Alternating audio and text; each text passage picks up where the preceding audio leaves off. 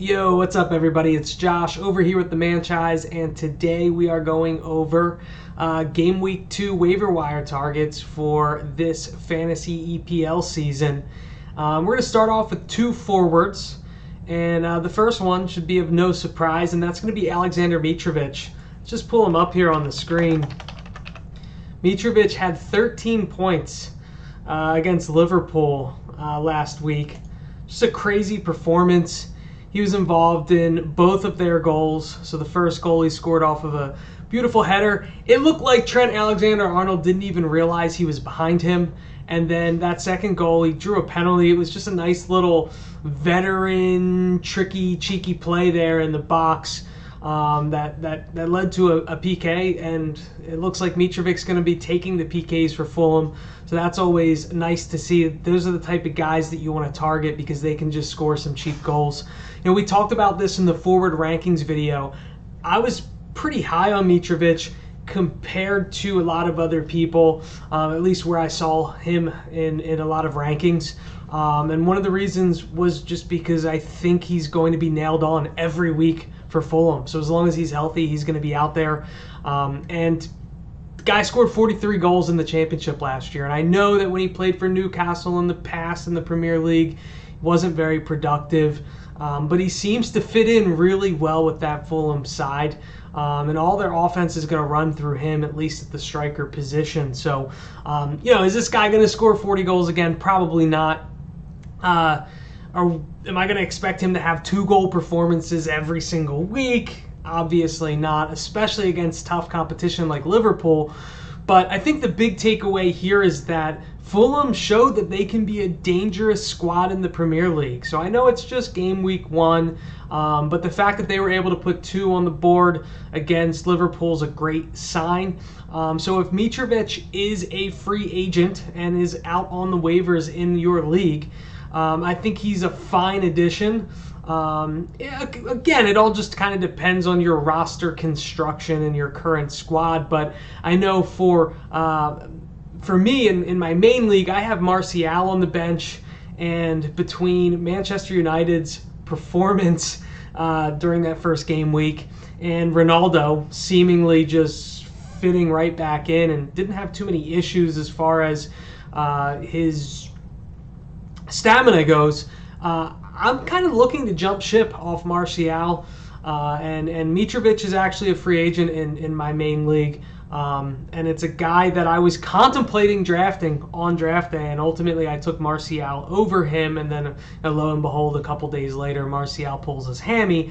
So I'm looking to definitely sign a guy like Mitrovic. So if he's out there and you need a third striker, you need a guy that's going to get consistent minutes, he's definitely someone I would look to. Beyond Mitrovic, Danny Welbeck. And this is another guy that I talked about during my forward rankings. I was definitely higher on Welbeck than a lot of other analysts. And, some of that productivity started to show through game week 1 against Manchester United. He went the full 90, ended up with an assist. But in the forward rankings video, I mentioned that I expected Welbeck to be the main striker for Brighton, and we saw that game week 1. And it looked like Brighton was able to get behind Manchester United's back line with Pascal Gross and Danny Welbeck. That's a good sign. They look like they're a pretty well-managed team, and I would expect them to hover somewhere in the mid part of the table, which is nice. I mean, if they can score some goals and be competitive all season, then I think Danny Welbeck has some value. So, if Mitrovic is already on a squad or a club in the leagues that you're in and he's not available, this would be the next guy that I would look to add at the forward position. Now, taking a look at his fixtures, and I forgot to pull Mitrovic's fixtures up on the screen. We'll take a look we'll get back to those. But his schedule, in my opinion, or his upcoming schedule, in my opinion, is actually a little bit better than Mitrovic's. I mean, they have Newcastle, West Ham. That could be a tough one, especially because it's away. Then Leeds, Fulham, Leicester could be a tricky one. Bournemouth, Crystal Palace. They don't have any upcoming matches against the Liverpool, Man City, Tottenham, Chelsea sides of the world. So I think for the next couple weeks, Welbeck definitely has some values, and especially that Leeds matchup, that Fulham matchup, the Bournemouth matchup. He's a guy that you could certainly put into your starting lineup. I mean, he's played in the Premier League for quite a while. He's never really taken off. He had 6 goals last year. But I think Brighton is an improved club this year compared to last year. And I think last year Welbeck was in the rotation, but it looks like he's kind of defined himself as the main guy this season. So if he is able to get like 30 or so caps, maybe he does score 10 to 12 goals, and that's fine for a third forward in your fantasy leagues. So as promised, I'm just going to flip back to Mitrovic because I do want to pull up his sides. I know next week they have they play Wolves next week, Brentford after that, which is nice, but then they play Arsenal, Brighton. And Brighton, even though they're a 2 for their FDR here, I think that's misleading. I mean, I think they should be, like a 3. I think Brighton's going to be better than what people expect. And then Spurs, Chelsea, it's kind of rough. So I think ultimately Mitrovic has more upside than Welbeck for the longevity of the season. So he is who I would target first unless I have an immediate need. If I have an immediate need and I know that I'm going to need to play one of these guys the next couple weeks, then I'd probably pivot to Welbeck. So moving on from the forwards, let's talk about some midfielders here. The first one that I'm going to touch on is Daniel Podence. This is a guy that I talked about in my midfield rankings, and I had him 1 slot above Pedro Neto. And I think people have been going crazy over Neto this year. I talked about this in the previous video. I think he'll be a good player because he's going to accumulate a ton of minutes for Wolves.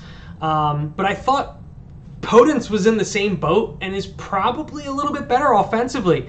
And that showed this past week with their matchup against Leeds. He played the full 90 and he scored a goal. He looked pretty good.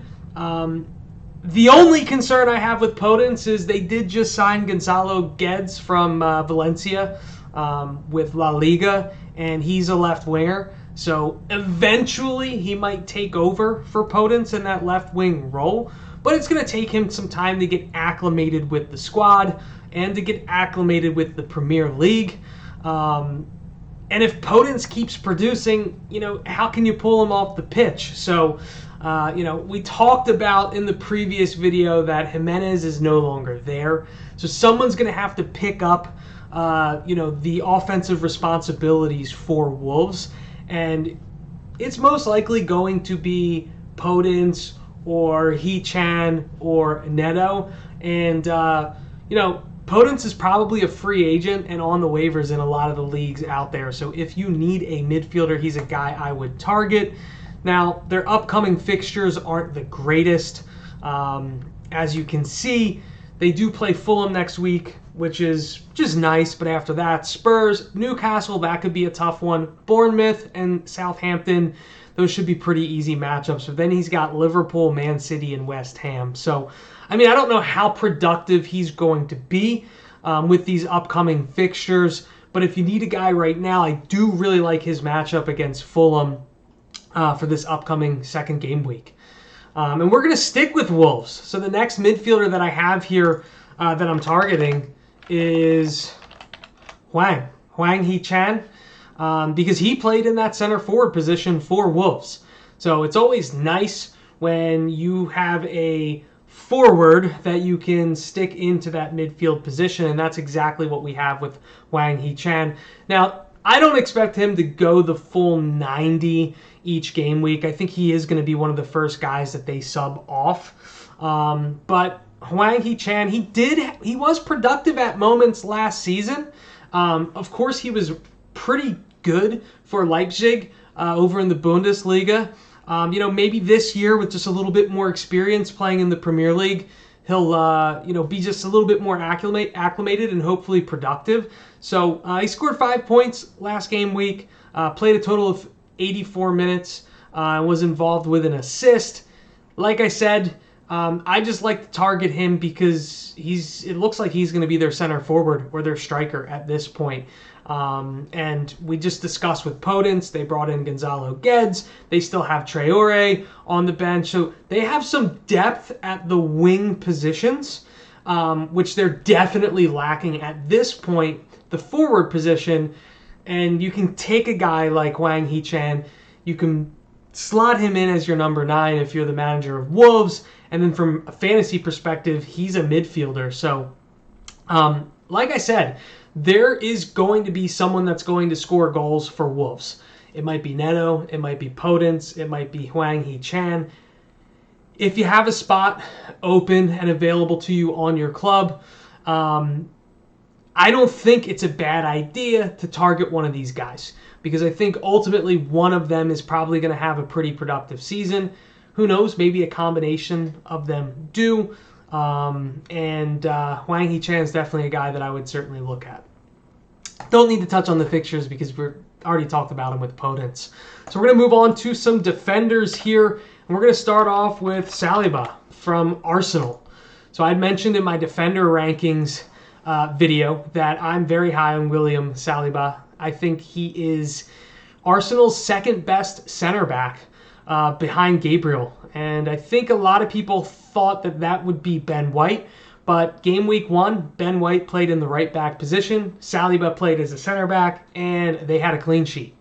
And I mentioned this when I talked about Saliba, is that if Arsenal continues to produce, and I think they will, I think they're going to be a pretty good side this year, then I would expect them to be a little bit reluctant to change that back four. So, if you have a guy like Ben White on your squad, or a guy like Gabriel or William Saliba on your squad, you're pretty happy with the production that they had the first week. With a clean sheet, 8 points, went the full 90.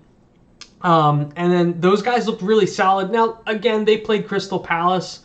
Probably not the biggest offensive threat. But Arsenal at times last year, especially their back four, was a mess. And they had a lot of injuries. But I like what they got going on right now with that center back pairing in Saliba and Gabriel. And then just taking a look at their fixtures, they have a lot of easy upcoming fixtures. So Leicester, this is going to be a tough one probably. They are home, but Leicester's going to be a tough one this upcoming game week 2. But then beyond that, Bournemouth, Fulham, Aston Villa, Man U, who did not look great at all, Everton, Brentford. So, Saliba's a guy that you can just plug and play for the next couple weeks, in my opinion. And he's a guy that if he isn't currently owned, and there's a good chance he isn't, because most people thought Ben White and Gabriel would be the guys to target for Arsenal with their back four, then Saliba's a guy that you should probably rush to pick up because I think he's going to be pretty productive. And then after Saliba, we have Emerson. And, this is a tough one. Emerson, the right wing back for Tottenham. This was a tough one because I could have gone with Emerson. I could have gone with Sessegnon. Both of them were involved offensively for Tottenham this past game week against Southampton. But I ultimately settled on Emerson just because I think his role is a little bit more defined for Tottenham than Sessegnon. And Sessegnon looked great and scored a goal. But, it's only a matter of time before Perisic sees the pitch as a left wing. They also went out and signed Destiny Udogie from Serie A. So there's just a lot going on the left wing side of things for Tottenham. But on the right wing side, it's pretty much just Emerson and Doherty. And it looks like at this point, Emerson is the main guy. So I like Emerson. He's a guy that you can target and pick up if he's available out on waivers. Conte's system, they love to get their wing backs forward. So that's a good sign. Couple that with Harry Kane, Kulusevski, Son, Richarlison. And Tottenham's an offensive juggernaut. I think they're going to score a lot of goals this year. I think they're going to be one of the better offenses in the Prem. And because we're getting the wing backs, or because Conte's getting the wing backs involved, that means there should be some goal and assist opportunities for those wing backs. like Emerson, we definitely want to take advantage of that from a fantasy perspective. Now, they gave up a goal to Southampton, and Tottenham's definitely better going forward than they are defending. So, is Emerson going to put up the same amount of clean sheets as the defenders for Man City or Liverpool? Definitely not. I think Arsenal will probably even be better defensively. But Tottenham's still a really good side, and in weeks where they play the Bournemouths, the Fulhams, Everton, some of the bottom dweller teams in the Prem, there's going to be an opportunity for a clean sheet there as well. So last week for Emerson, 9 points, 86 minutes played, 2 assists. One was pretty wacky, to be honest. It was an own goal.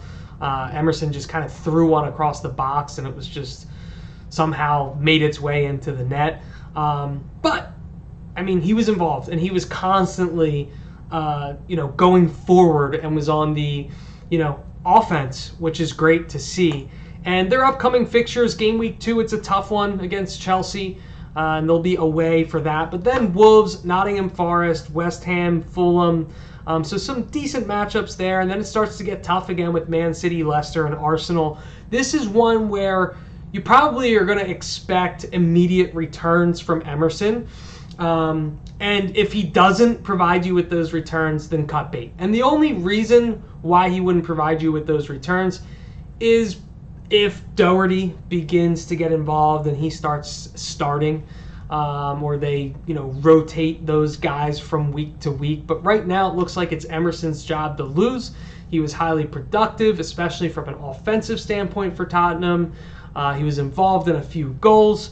I don't see Conte pulling him off the pitch. And like I said, if you want to take the same gamble with Sessegnon, you can do that as well. I just lean a little bit towards Emerson because I think he's just a bit more nailed on. So those would be my game week 2 waiver wire targets. And if you have some holes to fill on your squads, then hopefully this video will help you out, and I'll be bringing you another one next week for game week 3.